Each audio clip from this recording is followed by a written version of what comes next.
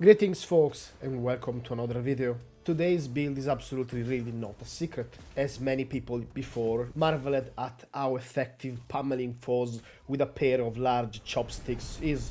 And thanks to the Sarras Mystic 3, this build is even stronger. Yes, you guessed it. Oh no, pasta, not another hybrid. Well, here we are. Sorry. Also, on a side note, I wanted to make a couple of videos about old Morrowind mods and I was itching to play them again. And well, unfortunately it seems that Fall of Avalon fried dopamine receptors in my brain, so it will take me a long time to adjust again. So, here we are. Our recorded gameplay is in veteran with no upgrades, so this is the base damage and the sky is really the limit. This is however not a leveling build. You need to finish Act 2 to get the gear necessary to kickstart our chopstick-fueled Carnage campaign. So, play as a mage or warrior or whatever and pop an origin potion to fix it. Let's begin. 3 items you need, otherwise this build doesn't work. First is gonna be Crucible. End of Act 2 item in the basement. You will need to transform it, so kill 40 enemies with the previous version and a spell. On Weapon Relics, Celestial Charm and Crimson Shard. Both are available in Act 1. Crimson Shard can be bought from the merchant in the Old Mother Temple. Claire comes from Act 2 after you finish one of the boss branches. Do not sigh with the mushroom. This is the only information I will give you. Then after you finish the entire thing, you go to Claire and you get the pen. I'm using a Fist of Strain relic because on critical setup it's infinite stamina and then a Celestial Charm. Other item is X-Grip. This one is part of our conversion to become hybrid. You find this one in the same place you find Crucible and of course Endless Study. Endless Study is also amazing for this build because the alternative will be Archdruid, but Archdruid, the higher level you are, the worse it becomes.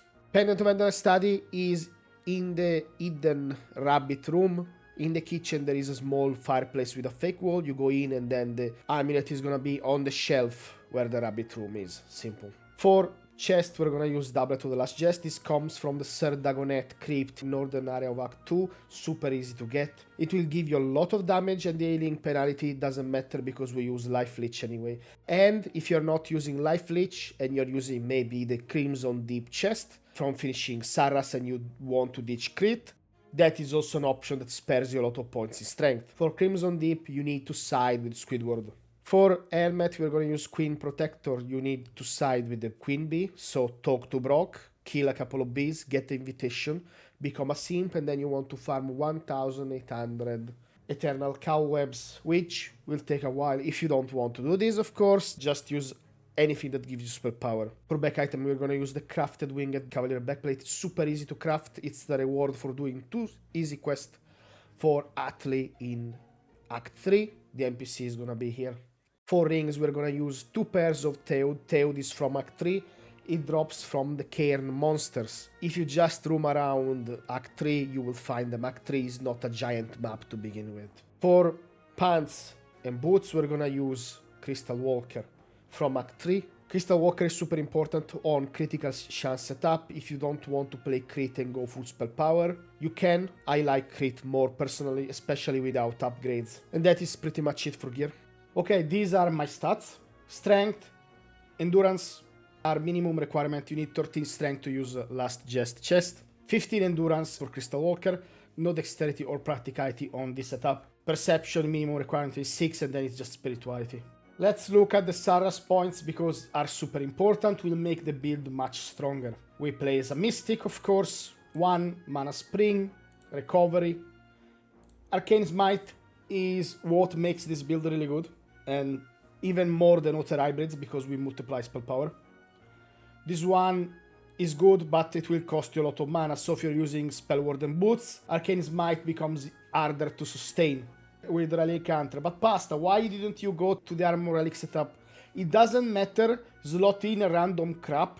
As long as you have all those relics slotted, it's gonna be good. If you have extra point to use, well, it doesn't matter because we already have a wand as a melee weapon. And the other points really don't affect us, so these one are the one needed. Okay, let's look at the skill tree very quickly. We are a melee build, so of course we start in melee. Agile Fighter, Unending, Ambidextrous, Powerful Blows, If you're using Fist of Strain, Unstoppable and Invigorating are not necessary at all.